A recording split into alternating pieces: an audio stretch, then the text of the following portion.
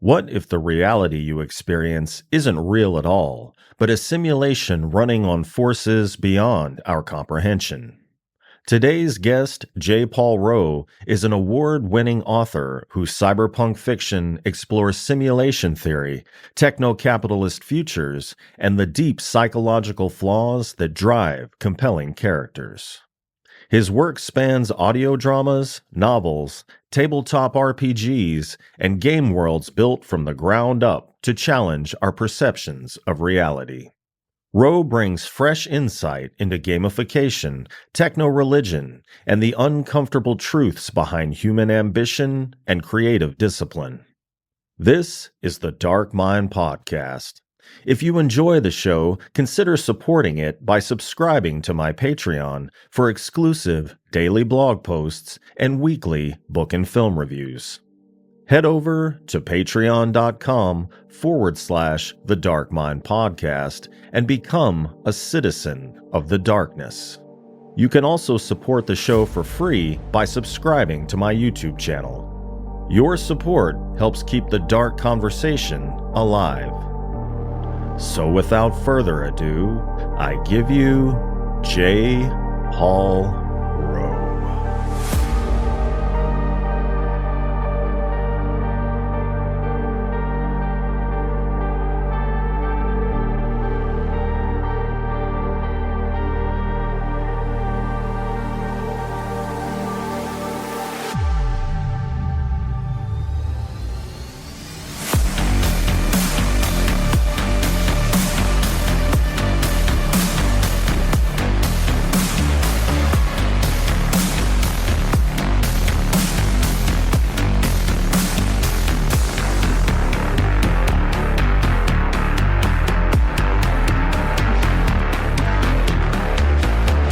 J. Paul, welcome to the show.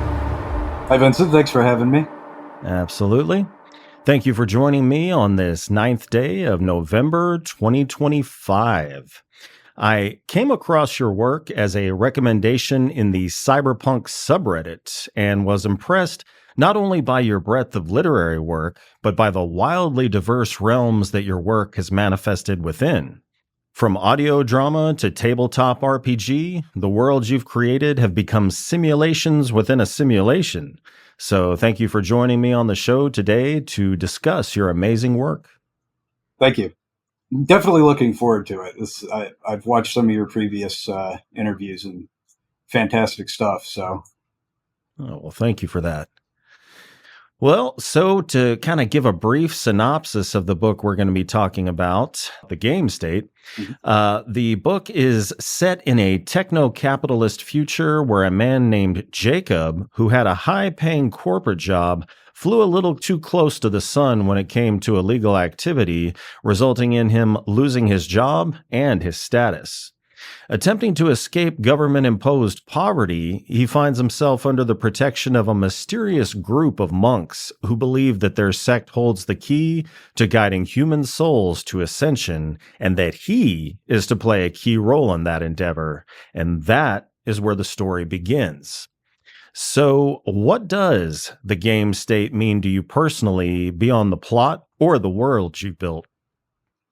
So it has a built-in double meaning, I think, across the board. So the game state, as it's referred to in the lore of the novel itself, for this pseudo religion that's very technically driven, it is just the current state of reality. It is what are you living in? What is the current situation? You know, that you have to embrace the game state. That is a maxim of this techno religion, because the first step before doing anything else, before any other understanding of reality or ascending to the point where you can affect change on reality, is that you have to just accept that, okay, this is the way that the game is playing out for me right this moment. It's very Zen. It's very Buddhist in origin, as are a lot of the tie-ins to real religion.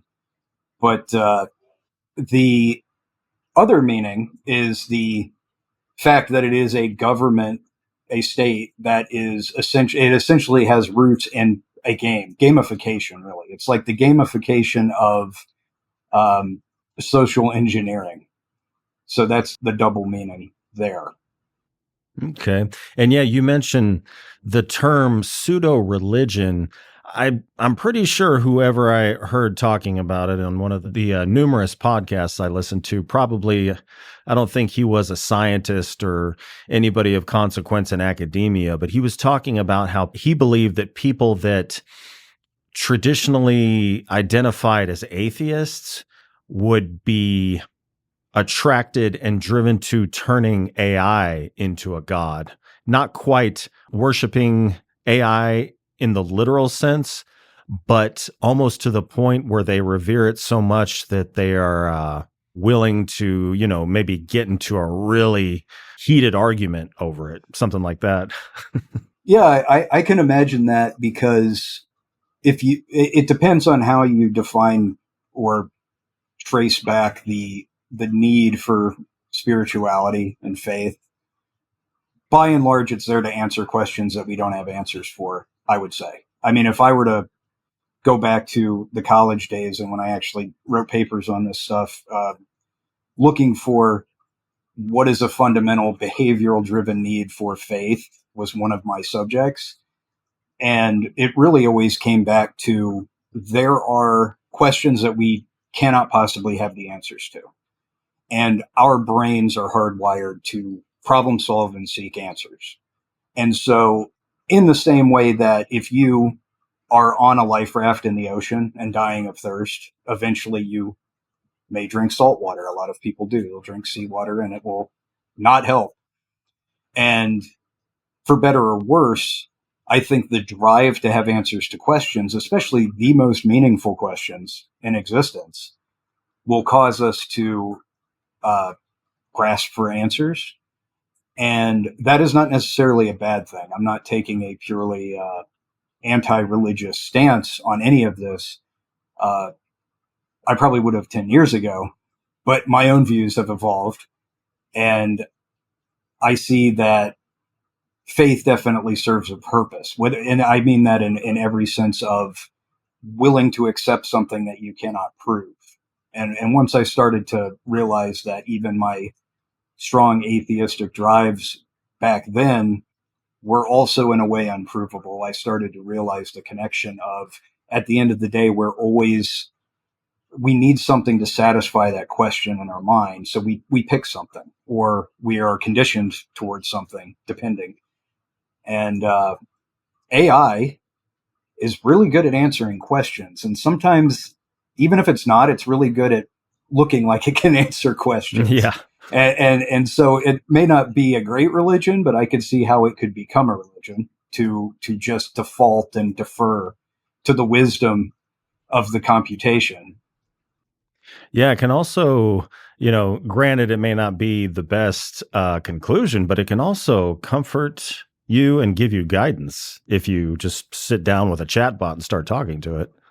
We're proving that. I mean, yeah, that's true. Absolutely. I mean, if AI is replacing friends and partners, it most certainly, I'm sure, could replace Padre. I mean, Yeah. it's, I don't see why it couldn't. It's all, and that's the interesting thing about simulation. As we know, I wish I had written down all of the sources here, but our minds are incapable, by and large, of discerning reality from simulation.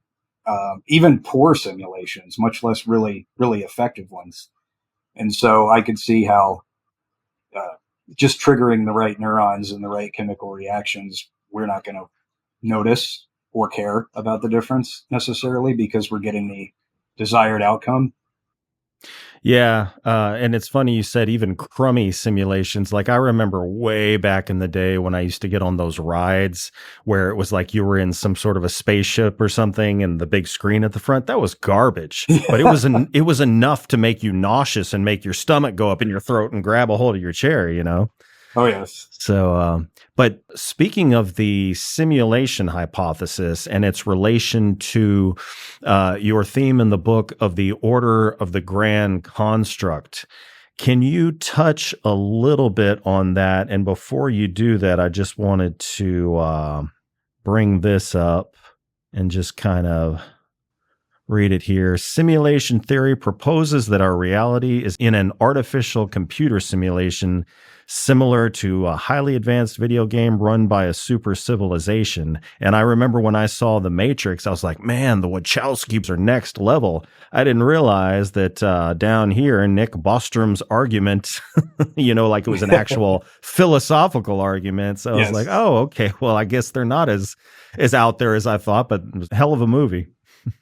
I mean, it goes all the way back to the, again, I should have written all this stuff down, but I do a lot of research while I'm writing because I remember concepts with a lot more clarity than detail. But the experience box is one thought experiment that applies, which speaks back to the, actually, that is kind of like one of the core pieces of tension in the Matrix of if you could be in a box and experience everything you want, but you couldn't tell. We all know that one. Would you just choose to be in the box knowing you'd be safe and happy and all that? And the other one is the one about the malicious demon. I think that may actually be what it's called, where it was postulated that we all live inside some creation of a malicious demon and that we are tortured as part of the human experience. And that is like one of the earliest thoughts of simulation hypothesis that I'm aware of, and because it was quite an old theory. I don't know if it was predating Aquinas or not, but it's a very like Judeo-Christian view of simulation hypothesis, but it stretches pretty far back. And I think in a lot of ways, the reason why my beliefs, my thoughts started to go down the road of buying into the simulation hypothesis is because there are so many archetypes and heuristics in our minds and things that we instantly understand or recognize that are game-like. And if you believe kind of the fractal nature of understanding and how, you understand something small and that leads to something big. And if you understand the big concept, you understand the granular. And it's kind of like, it's all levels. I can't help but feel like we are so deeply and naturally connected to these ideas for a reason. And it may have something to do with just the nature of existence. We understand games because we live in a game. We understand these things. Gamification works so well, not just because of neurochemical reactions and pleasure buttons and things, but because it is the state of our existence. And it's so familiar to us that it's undeniably part of our makeup. But going back to the entry that you read, it's really cool to think about. When I first started learning about simulation hypothesis in depth, I learned how many different explanations there could be for how that would work. Because I think a lot of people default to the idea that a civilization must have created this thing and we're all stuck in it, right? There are quite a few other possibilities, and some of them I think are a lot more likely and or interesting. And a lot of them will, if they haven't already shown up in the game state, they will show up in the sequels, because essentially, quick recap of the narrative is that over time, science was starting to prove some of these things in simulation hypothesis. The world started to accept it. It became kind of a foregone conclusion that, yeah, we do live in some kind of a big quantum computer. We've sort of proven it enough that we all believe it. But now we're just going to argue about the details of why we're in it, or who built it, or why is it there. So religious division starts to come more from explaining the details rather than the acceptance of the nature of reality. And so there's different churches, different sects, and different belief systems around what is the computer we live in. And one of the ones that I find very fascinating is the Boltzmann brain. And that theorizes that that a functional computer or a functional brain can arise naturally from the chaos of the creation of the universe. And it is entirely possible that we are in a simulation in a natural brain. That's just this immense universe-sized calculating machine. And when you look at a lot of science that involves randomness and spontaneous generation and things like that, it doesn't seem that impossible. I mean, I've seen research they've done with just panels of light bulbs where they attach them to randomization boards. And over time, if they let these light bulbs randomly flick long enough, they develop a pattern. Without fail, they will start to develop a pattern. So the idea that something as complex as a quantum computer could arise out of intergalactic dust, if you give it 20 billion years, I don't see why it couldn't happen. Yeah, I've always heard when it comes to psychedelics that psychedelics open up your mind to where you can see the world as it truly is. Like if I was on DMT and I was looking at this microphone, I would see electrons swirling at a fast rate of speed. And I've always, up until recently, heard DMT trips, whether it's ayahuasca or like the rocket fuel they give you in a laboratory or whatever. I've heard it described in a specific way, but I recently, some of the philosophers of mind that subscribe to the simulation theory talk about DMT making your physical reality appear as if you are in a computer simulation. And I don't know what that means exactly, whether you're just surrounded by zeros and ones, or have you heard anything like that? Like as far as simulation theory and psychedelics? I have not. That's actually not something I've gone down the rabbit hole on yet, but I'm going to have to now because I do like to incorporate as many different viewpoints and odd takes on things that I centralize in a story. And so, yeah, something like that fascinates me because if I do find any legitimate research on it, then I would probably want to incorporate it in some way. And really, at the end of the day, it's cyberpunk, but I do try to keep it as close to the hard sci-fi side as possible.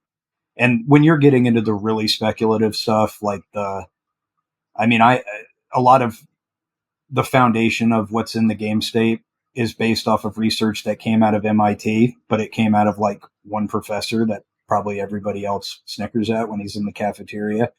So it's not at the front of accepted research, but it's got a foundation. It's got something behind it where I'm not just pulling it out of the air. And yeah, if there's something about the link between hallucinogenics and perceiving that nature of reality, then I absolutely want to know about it. Yeah, we were talking about hard sci-fi. I'm thinking of how, or I was thinking about how theoretical physics, you can be talking about the real stuff and it sounds like you're high, Yeah. So I started thinking, I'm looking it up. I was like, well, what is speculative versus theoretical? Speculation is an unproven idea or guess, whereas a scientific theory is a well-substantiated explanation. So I guess you can't quite. They're close enough, though. Yeah. Yeah, it's an important thing that I guess a lot of people forget is that theory, they use the term theory like guess, and theory is not a guess. What they mean is hypothesis. Yeah, they mean a hypothesis for a guess, and that's still an educated one. But yeah, theory usually means this is the best we got. We're all going to agree that that's how it works. Yeah. So that's why simulation hypothesis is still not simulation theory. But in the book, eventually they refer to it as theory because it has to progress down the line. But yeah. Gotcha. Well, getting into the psychology of your protagonist, why did you choose to make Jacob's flaws so central to his story rather than merely obstacles? It's funny, that question, because I actually didn't realize that his flaws were extremely central to his story. I think that may just be how I write characters to some degree, so it just comes out that way. I see, if I had to venture a guess as to why I default to that style, it's because the thriller pacing is kind of what I've gotten myself into in terms of writing. And with that, you're typically looking for tension, conflict, pretty much all the time. You always want there to be a challenge that is being faced and overcome, like beat to beat, not even just, you know, through the plot, the whole arc of the story. It's just constant. This thing worked, but it broke this. Okay, now we got to fix that, and that broke.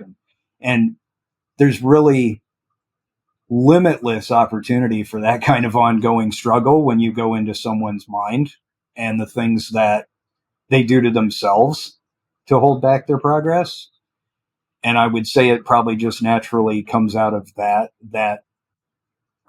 not wanting everything to be environmental, not wanting every challenge or every conflict to be external.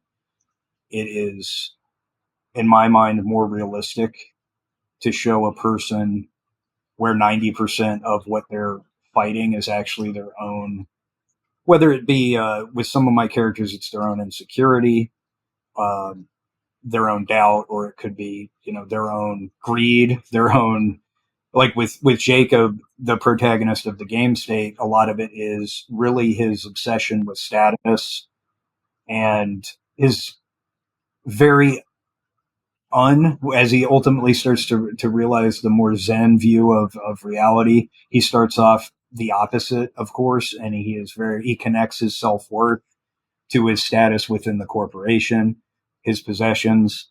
He's very competitive, and his journey is one of realizing that there's just more to existence. There can be more to existence. Yeah, he is. It does seem that he's a little bit more regretful of losing the status than the money, exactly. And it was script, correct? Yes. Yeah. Yeah. Another one of those things I put way more research into than will probably ever hit a page, but there is a semi-functioning economy in the world. All the novels, the Into the Beanstalk, this one behind me was the first one in the series with a different protagonist, and I'm writing a lot of different things in the same universe, so I wanted to invest plenty of time into making sure that the mechanics behind the scenes work. Gotcha. Well, what is the most uncomfortable truth you placed inside the game state, and why did it feel necessary?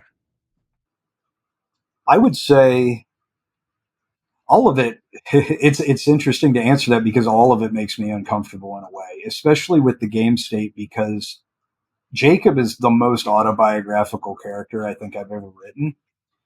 And I kind of had to look back at how I was probably in my 20s and remember how I was attached to status and how I thought and felt about finding a place in a hierarchical world, like based off the rules that were drilled into me.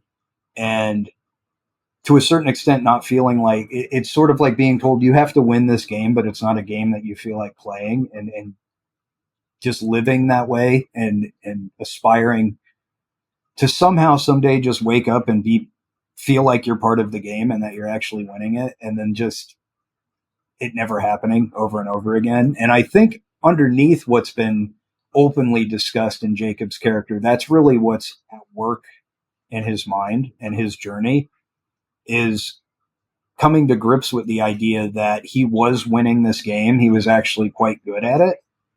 Not the best, but he had the status and he got to do the things that elite corporate people do, and he was on his way up. But it was ultimately a game he didn't want to play. So how are you really winning it if you're playing a game you don't want to play? And so that was his character, and that is the story. And it was so much a part of kind of my life that was uncomfortable to really face as I wrote it. And so there's two, I guess, law enforcement factions. There's, I think, what is literal law enforcement, which is HMPD. Is that correct? Yes. So Hope And Mega City's police department. Hope, yeah, that's right. Hope Mega City. Okay. And then the literal military, which is Graysec? Yes. Or is that one of those kind of Blackwater private military things? So to truncate that as much as possible, after all of these semi-apocalyptic events, which led to what's happening in the 2100s, just food crises and a Carrington event, similar style event with a massive solar storm that causes a lot of electronics to fail. All these things that basically make society like throw up its hands. Billions of people die. So governments are restructuring if they're able to continue at all. And a very large paramilitary corporation emerges out of all that. That's Grace and Security. Very much loosely based on, say, Blackwater and Eric Prince and all that, and kind of that whole background of where they came from. But imagine that they are already huge. They're already fielding a private military that could probably take down most countries, but then they start conglomerating with other. I mean, they're absorbing actual military forces. They're absorbing anybody that wants to join up, because some of these, the major surviving global corporations that arise are hoarding all the resources. They're collaborating in such a way, and they have these monopolies that they share with each other, that they are now essentially untouchable. So they can, if they want your company, if they want your country, if they want your resources, they can pretty much have it. And so this vast Grace and Security Corporation emerges. They're pivotal in helping Hope Megacity become this sovereign city-state within the borders of the United States, because the U.S. military is falling apart so badly they can't stop them. And so early on in the experiment that was this city, and it in the game state, we do find out that it was sort of a spiritual experiment in a way, using this religious AI. It was extremely peaceful. There was no law enforcement. It was all everyone that was brought into this city from the chaos of the post-apocalyptic world was so grateful to be there and actually have access to this technology and safety and food and things that they were struggling to get, that order was maintained mostly through, community systems of mental health, and with AI that was now tied into these devices in their minds, they were able to do a lot of predictive analytics and actually stop criminal activity before it ever could happen, because they were able to say, we have the data. This person is a possible risk that in 10 years they might start having criminal thoughts. Let's intervene now. Things of that nature. The problem is that, a lot of times, and this is a big recurring theme in all of the books, is people don't tend to be satisfied with the power that they have. And so they often want more. And so over time, some events that are described in the book give Grace and Security an opening to say, this isn't working anymore. We need to actually have a police force. Let's go back to the old way. We need to have patrols in the streets and armed police officers. And so they actually just created the Hope Megacity Police Department and contracted it to the city. And it's essentially military. It's a very militarized police force that it technically answers to the city, but it's paid by the military. Gotcha. Well, kind of in piggybacking off the subject of the military, I believe it was in an interview, you state that you've drawn on your own military service for the story. What parts of that experience do you think translate most directly into Jacob's worldview? The largest theme that carries over is probably the disillusionment. That was a very kind of one-for-one take for me of, I went in the Marine Corps. I enlisted when I was 16 and left the day after I graduated high school. And I think the reason was I wanted to escape the life I had. It wasn't because I was pursuing a life I wanted. And that's something it took me, 40 years to realize that's not how you should make your decisions. Choose something to go toward, not something you're running from. Mm-hmm. Well, early in life, I was just like, I don't want to be here. And this looks like a really guaranteed way to get out of here. It's, I don't have to put a whole lot of thought into it. Plus, I felt like I had something to prove. I wanted to prove that I could just make it, that I had the physical ability to do it, that I had the mental fortitude to do it. And I went, and very shortly after graduating from the recruit depot aboard Paris Island, the luster fell off. And I hate to say it, but it's almost like that was what I signed up to do. Could I get through this? Well, I got through it. Okay, now I really don't want to play anymore. like I proved the thing that I wanted to prove, and now I'm kind of like, I hadn't put enough thought into the idea. And so that's kind of what Jacob goes through. He wants to get away from his corporate family. He thinks at that point, it's a way to stick it to his parents. Like, they want him to follow the same career path they had. And he's like, no, I'm going to go do this.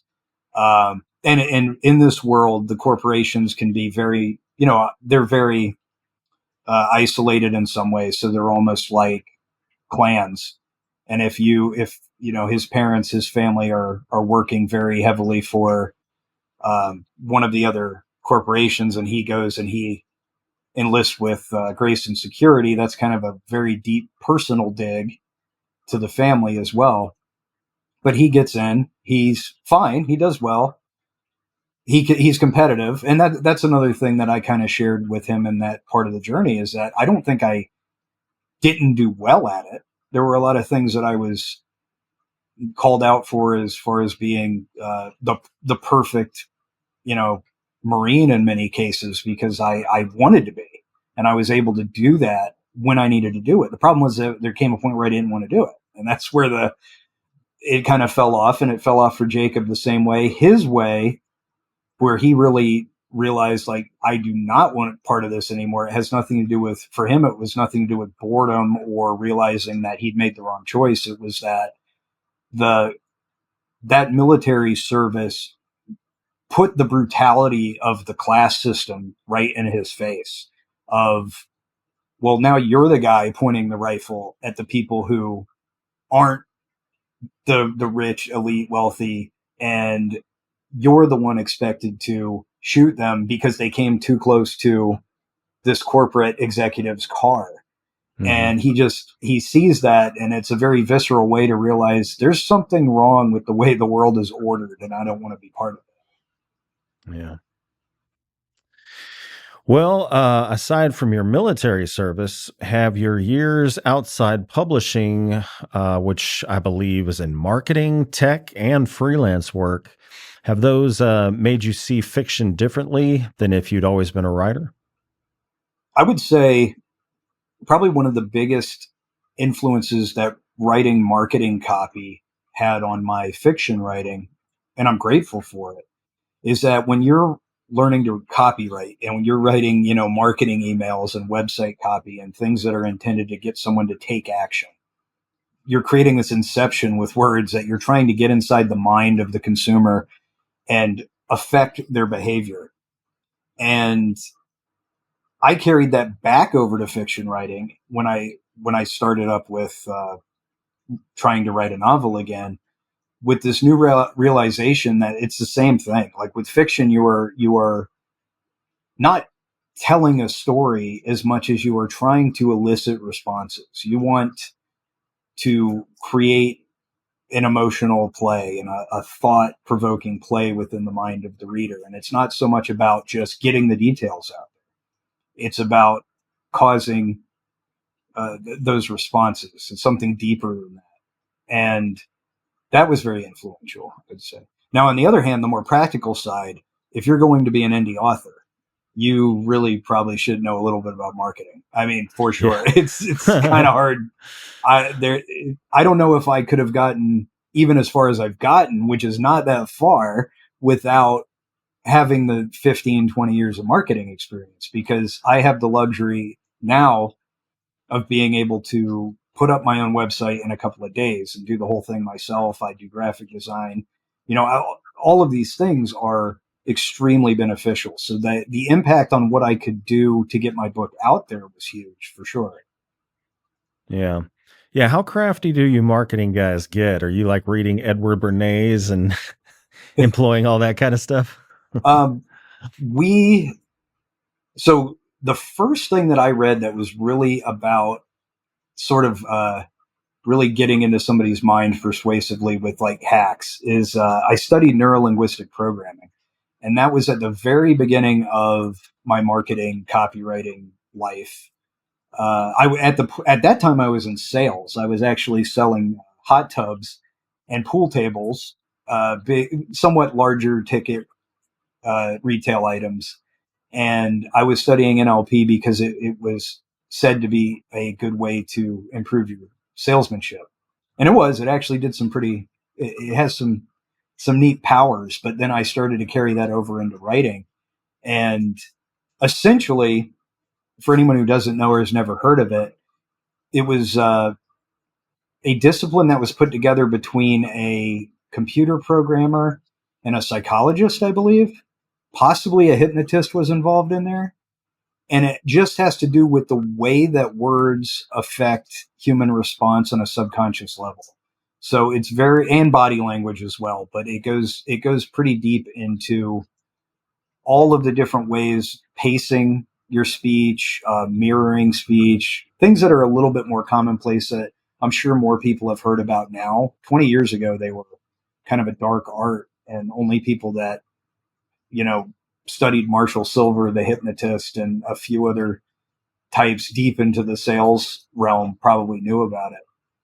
But I do feel like some of the things I learned about from NLP do carry over into my writing still, especially when it talks about addressing the communication needs of all the different types of individuals. And there's people that are auditory, there's people that are kinesthetic, there's people that are visual. That is important to carry over into your writing. And most writers these days, if they go through enough tips and tricks and hacks and whatnot, will have learned for sure that you want to talk about all of the different sensory experiences in a scene. And NLP is something I bring into that, or try to, when I'm doing that. When you said hypnotist, that sprung a little chord in my mind. Have you ever read or seen this guy, Chase Hughes? No, I don't believe so. This guy, I hope he is honest because he is one person should not have that much power.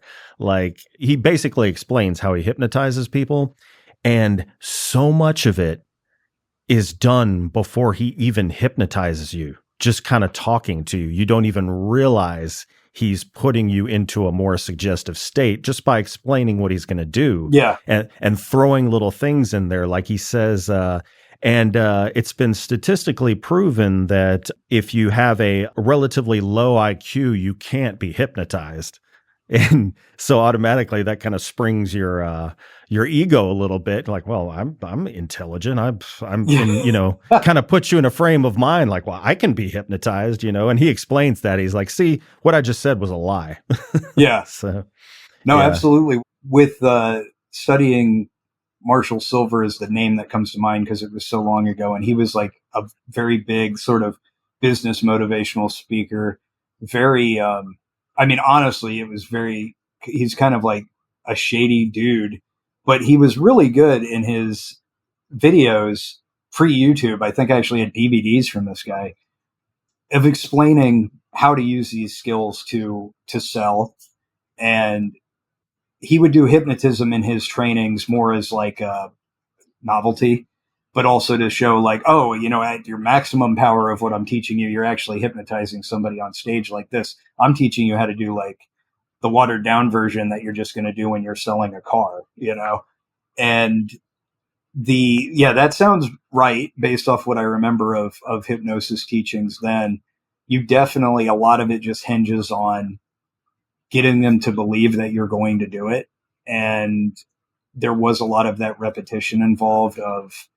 That was one of the things I remember that he taught is you say that you're going to hypnotize them. You say that you just hypnotize them. And then you say, now you are hypnotized. Like that's kind of the constant reinforcement is a big part of it. Mm-hmm. Yeah.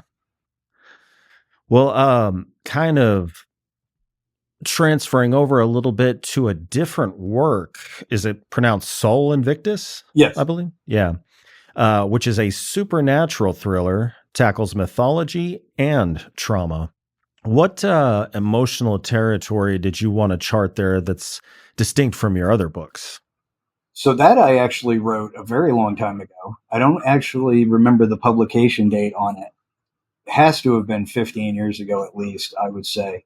And that marks my first real attempt to be a author rather than just a copywriter, guy who writes press releases, all this stuff. I had actually just started making decent money doing that. And that was when I said, ooh, maybe I can write a novel or something. And oh, it helped that I have a lot of friends that are writers or aspiring writers at the time, like myself. And we would talk about our books, stories we want to write, and all these things. And it motivated me to say, oh, I want to sit down and try to write something. And it was so long ago, I don't really know for sure where the inspiration came from. I do know that the Krampus is a big part of the story. And back then, Krampus wasn't everywhere. Like, Krampus is everywhere now. So I thought I was ahead of the game a little bit on that one. I remember I had just read American Gods, and I really liked that idea of supernatural and or mythical beings kind of just existing amongst us and coming across as regular people. You can meet, in American Gods, you can meet Zeus and he's just a guy sitting there, and talk to him. And I was really fascinated by that setup. And so I thought, well, maybe I could try doing the same thing with holiday figures, just Santa Claus and Krampus are kind of regular people that are interacting with a character in the world, and there's some kind of a conflict that needs to be resolved. And from there, I think I was really new to writing fiction, and I did a lot of the things that we do early on, and I am still pretty happy with how the book came out, even though I wrote it so long ago. That's why I put it back up. A lot of stuff I wrote early on is gone, and I would not put it back up for anyone to read just because of improvements over the years. But that one still holds up a little bit. My writing has gotten much better, but I'm not embarrassed by it. So that one was kind of, let's do a setup. The setup is, guy loses his daughter. It's, his wife had already passed and all he had was his daughter. And then his daughter disappears one night on Christmas. That's a good setup. That's what I was thinking. Oh, that's a horror setup. That's pretty intriguing. And I just went from there. And then as I wrote it and kind of put more of myself into it, it became very much about loss and just fear of the unknown and kind of anger at realizing that you're kind of insignificant in this bigger picture of things that are going on, and the powerlessness of losing someone like that, and then seeing why it happened, and then realizing even more so how powerless you are because you can't even do anything about it. Now and it's it really was. It's a pretty dark story. It's definitely a lot darker than anything I tend to write now. Well, this realm you're going to kind of have to school me on a little bit because it's not in my wheelhouse. But you are building a Gaslands mod to fit your Hope Cyberpunk universe. So, from what I understand, that's kind of translating your world into a game format, correct?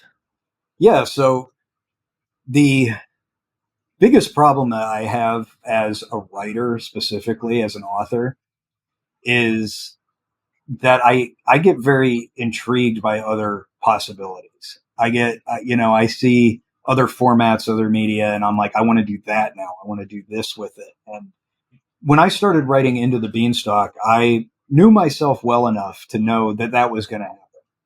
So from the get go, with that book, with the game state, with all of the sequels that have either come out or I'm working on, I knew someday I'm going to want to do a game out of this. I'm going to want to make a game out of it, or I'm going to want to do something that is not a book.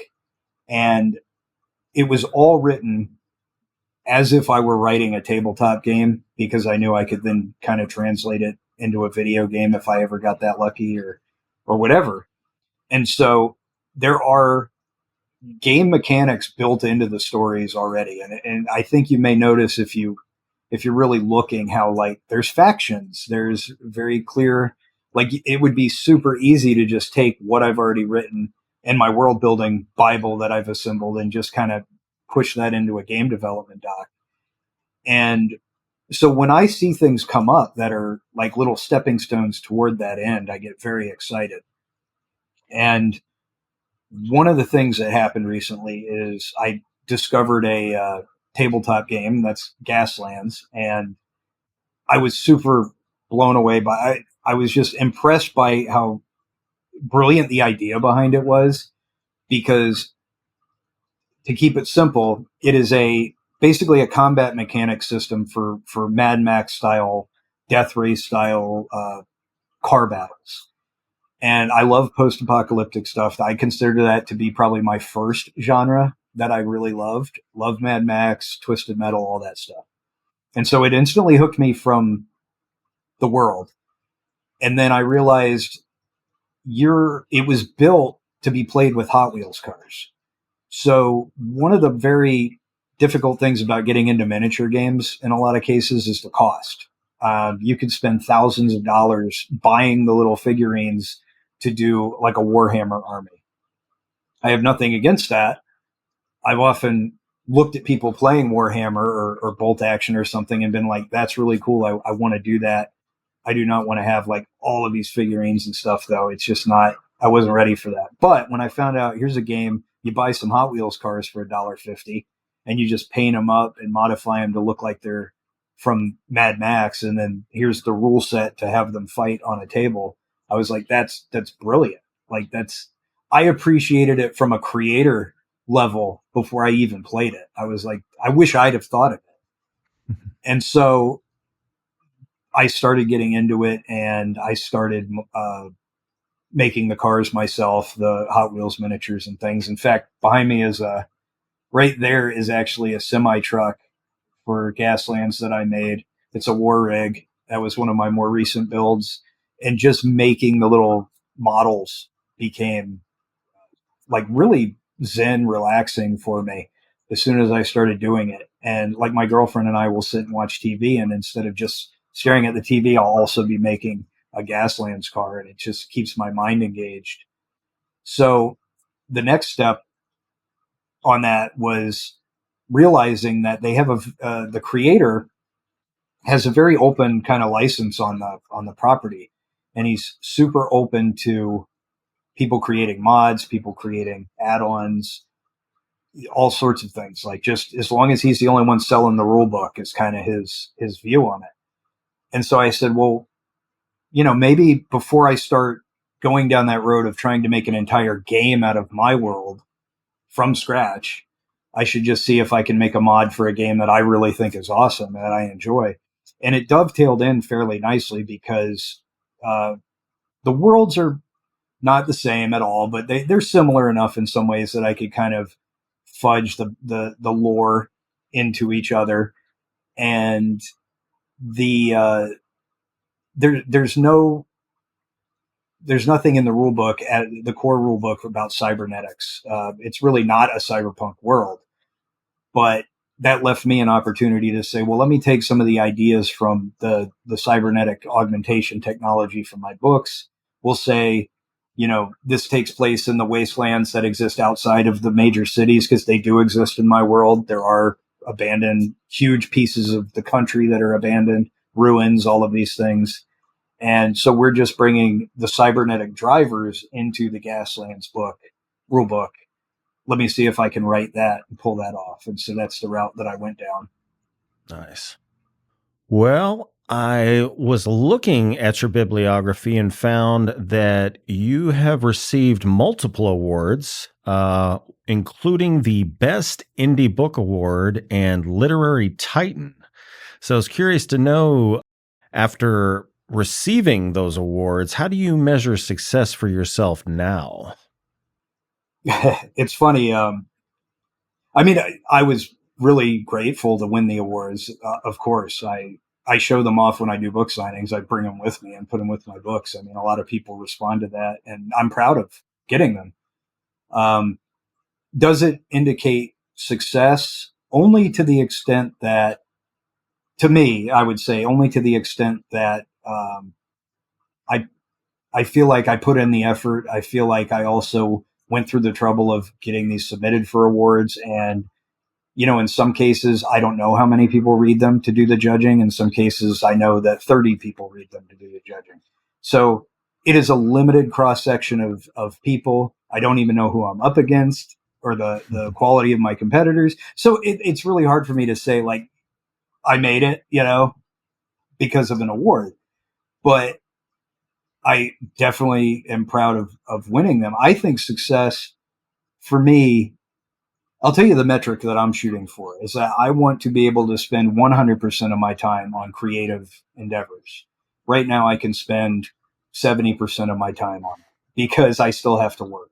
I'm really glad that my job that I have to work is what it is because I also get to be creative in marketing and I work with great people. But when I think about the kind of freedom you have when you have no obligations to work calls and meetings and deadlines, I feel like that would be success, even if it's, not immense wealth. It doesn't mean moving into a bigger house or getting, the Porsche or whatever. It's that freedom is the success. Man, being able to just podcast and just doing creative things all day long. Like if I didn't have a day job, I would actually attempt to make short films. Oh yeah. Like if I could do that and just, live in an apartment, drive a car that gets me from point A to point B, my life would be complete. and that, I think a lot of people would benefit from that epiphany, and realizing, I don't want to say it's everyone, of course everybody's different, but it goes back to the game state and the realizations that happen in there is that there are chains that come with success, depending on how you define success. But if you define it in a materialistic way, a status way, anything that you do, any progress that you make is going to come with cost, right? And we often, I think, have a tendency to forget what that cost is because we're lavishing in the payoff so much. But that is where you get into that whole dharmic cycle, and you're chasing more, and it's never enough because it always has to be more. It has to be like a louder victory. It has to be loud enough to drown out the suffering. And so that suffering, as it grows, the victories have to get louder and the celebrations have to get louder, and they will never be able to completely drown out what you're going through to get them. But simplicity is marvelous. And I think if you have a creative spark in you at all, any person, and you pursue it, I think that probably is one of the best roads to discovering simplicity because you can get such immense fulfillment from creating something. And oftentimes creating something has very little cost. It could be drawing with tools that you buy at the dollar store. It could be, writing on a piece of paper. You don't even necessarily need a computer. But when you create something and you bring it into the world like that, if you're the type of person who finds a great amount of satisfaction and really validation and worth internally, not even like people have to see it and tell me it's good. You just feel good because you did it. Then there's so many other things you realize you don't need to be happy. And that's great. That's when you know that I think you're on the right road. Well, listeners at home, we've been talking about a simulation, so I'm going to take you I'm going to take you to basically a simulation right now. This is probably the sickest website I have ever seen. This is like, holy shit. Walk me through this. Obviously, it's going to be linked in the description, but jpaulrowe.com, if a listener was to stumble into this simulation here, where would you suggest they snoop around to find some gold? So I would like to say the blog, because I do write a lot of stuff on there and share my thoughts, share my opinions. I'm very opinionated about some things, and I do a lot of talking about world building in there. I talk about just general things that I run into with writing, and my various viewpoints probably come through the clearest on the blog in terms of it's not filtered through narrative. It's not something I'm trying to do in world necessarily. It's just pure, this is me saying what I think about something, or here's how I think, to improve at this writing skill or whatever. You can also buy the paperbacks there, signed copies. I ship them out from right here. I do have some merch on there. Like I said, I get distracted by fun projects and things all the time. So there's merch that I've designed and created, like that no parking sign there that you can buy. I've been designing gaming mats lately just for fun. Am I missing that? Where's Nope, that? go up. So that sign there. Oh, right here. Okay. Yeah. And gotcha. it's funny. I use that at my book signings as like a holder for magnets that I give away because it's their dual purpose, but it's just a cool looking sign. Okay. Game mats, things like that, t-shirts.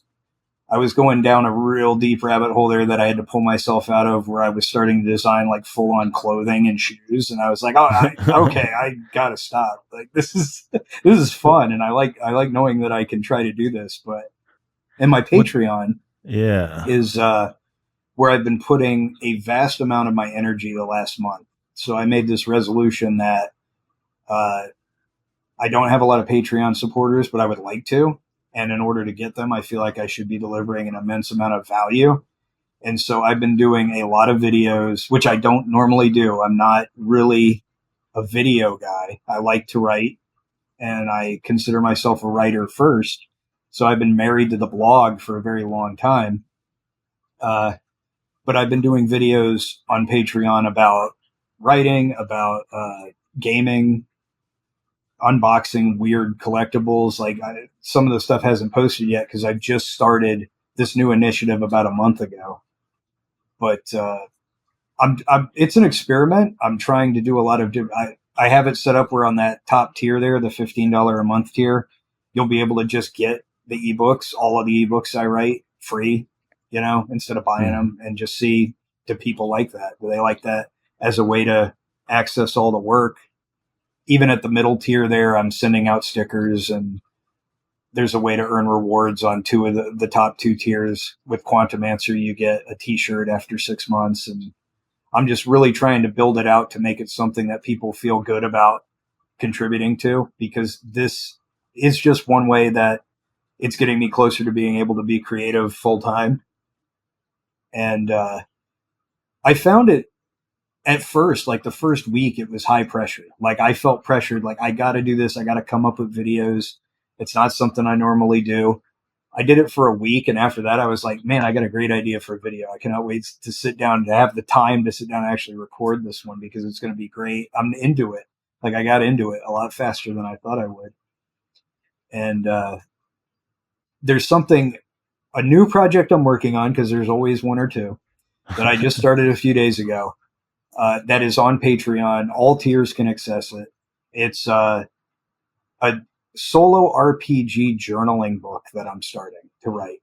I only discovered that was a thing like a month ago. I had no idea what that was. And it's essentially a story gamified with writing prompts for those who also haven't heard of it, because I don't know how pervasive this is in the world. But when I heard about it, I was like, wow, how did I never hear this before? Because it's right up my alley. It's writing and gaming and all this stuff, right? So what I'm trying to do is, I did very limited research on how they work. And I said, let me see if I can figure out how to make a really good one on my own. So what I've done is I wrote the mechanics, the introduction, and the first day worth of prompts. And it's up there for people to just try it, give feedback.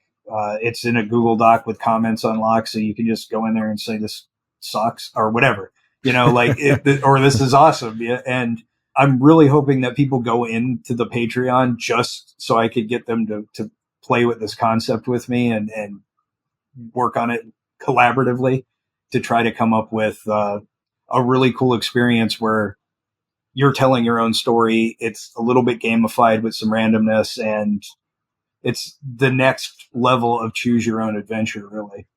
Mm-hmm.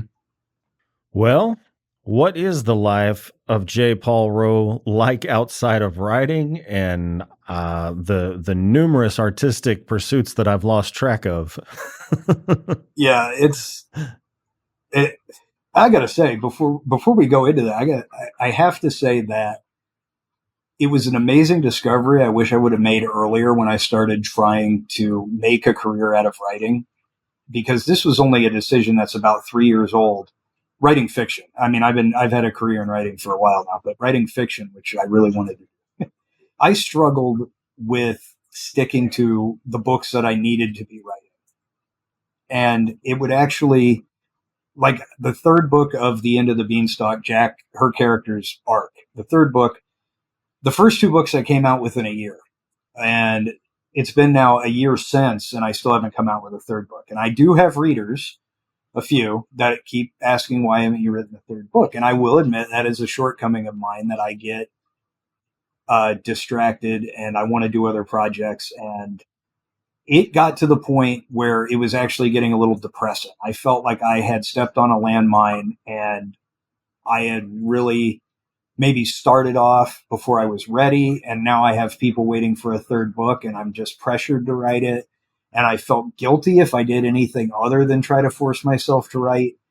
And it was rough. It actually made it so much worse, because it made me want to finish the books even less, because it felt like such an obligation. And nothing against the readers. I love all of them. Please read my books. It's fantastic that you do. I'm glad you want to read more of them. There is no complaint at all. But when I finally realized not that long ago that there are other creative things I'm doing, and it's okay, I just need to bring everyone in on that too, which is where the Patreon idea came in. I felt so much better, and it has actually like unlocked that lock in my brain, and I want to write the third Jack book. I'm working on it a lot more than I have in a year, because I just let go of that guilt and that pressure and said, okay, readers who want more from me, let me just open up the rest of the stuff I do so you can see what I'm doing. Here's the drawing, here's the models, here's the game I'm working on, so you know. And I think, I don't know if everybody appreciates it as much as I appreciate how it made me feel better to open up about it. But that I just wanted to clear out of the way on the projects thing, because other people might feel the same way. I know that when people ask me, what does it take to be a writer? My answer now is discipline. Discipline is the thing. Like, ideas, easy and cheap. Everybody has them. It's not that. Writing skill you can learn. You have to have the discipline to do the work. And I often struggle with that myself quite a bit. So if you do, and you're trying to get something out there, then, I think it's okay to embrace that maybe there's other creative things that you're bringing into the world that also have value. That's not a bad thing. And so I wanted to put that out there. And now I want to answer your original question, but I ranted about that so long I forgot what it was. Oh, it's just, what is your life like outside of writing and your numerous artistic pursuits? So I do like board games. So my girlfriend and I play board games when we have time. That is a relatively new discovery, but we now have a fairly large collection, and we do watch TV, sometimes more than we think we should. But, I write it off as, getting inspired and getting ideas for other stories and things. But animal husbandry is a big one. My office / studio here has a bunch of animals in it that we take care of together. That is a bearded dragon enclosure that I built, sculpted the whole interior and all. That's another thing I like doing, is building animal enclosures. So, that I assembled, did all the planting in it and everything. And there's a bearded dragon living in that uses about this much of the huge space that I built him. So it's pretty ironic that he's on that ledge where the red light is. He never moves from it. So he's got about like 1,000 square feet in there that he never touches. But I've got frogs behind me here, dart frogs. I've got Pac-Man frog over here to my left. I've got a giant African bullfrog to my right, more dart frogs. So taking care of animals is a big one. A lot of these are rescues. The leopard gecko over here over my left shoulder was turned into a pet store locally. He was very poorly cared for and has metabolic bone disease. And so we took him in, and he's pretty happy now. Sleeps a lot, but I would too if I could, so I don't blame him. And so I really quickly found out that when you have that many animals, especially exotic ones that have weird care needs and things, that it eats up time. In fact, I have all this stuff on the floor right by me here because as soon as this interview is over, I have to change out the substrate on the Pac-Man frog tank, things like that. It adds up. You're just constantly doing something for the animals. And that's not even counting the 2 cats that live here too, that terrorize the hell out of me all the time. Another thing about Jacob that is very autobiographical is I'm super into cars. I haven't been able to be in that scene as much as I was a few years ago, but I would like to get back into club racing. I used to do, even when I couldn't afford to do actual track racing, because it's probably the most expensive hobby in the world, even when you do it as cheap as you can. I would do drag racing at the open track nights nearby here in West Palm or something. I miss that a little bit. It's fun. The car shows, I did car shows with, for years. I put them on. I actually ran the events for a little while. And so that's something that big part of my growing up, more so than now, but I would definitely like to get back into that. And yeah, other than that, we go to events every once in a while. I do, various cons and book signings. Usually I try to do 1 a month, sometimes 2 a month. So that gets me out of the house. And then if I'm not doing one, then we usually try to find something cool to go to. We went to a tattoo convention a couple weeks ago, and hopefully in the next, I think 2 weeks from now, there's an oddities and curiosities expo, which seems really weird. Haven't been to one of those. That we are going to try to go to, just go see odd things and get inspired. Right. Sounds good to me. Well, J. Paul, it has been a pleasure talking with you. Yeah, this has been fun. Absolutely. So as we bring the show to a close, is there anything you'd like to plug or let your readers know about? The main thing is, if you've already been checking out my books, I appreciate it. Thank you. Really, I'm looking for the Patreon support is a big thing that I'm driving for. And I'm not just asking for blind support or a handout at all. I really want to make sure I'm delivering entertainment or education or both. And so checking out the Patreon, supporting me on there would be fantastic. But if you do, please, there are multiple ways to contact me and just let me know, is this delivering? Is this what you want to see? Is there something you want to see more of? I've got tons of marketing experience I can talk about, lots in the book marketing and indie creative marketing space that I can talk about and do more videos on, all kinds of stuff. So I like to work with my readers and figure out what's in demand and try to provide it. Nice. All right. Well, listeners at home, all links are in the description. And J. Paul, thank you again for joining me. Thank you very much for having me. Like I said, it's been great. And thank you to everyone who tuned in. If you enjoyed today's episode, please be sure to like, share, and subscribe to my YouTube channel. Be sure to tune in next Tuesday for a new episode featuring the best and brightest authors and filmmakers of dark literature and film. So until then, stay healthy, stay sane, and as always, thank you for listening. See you next time.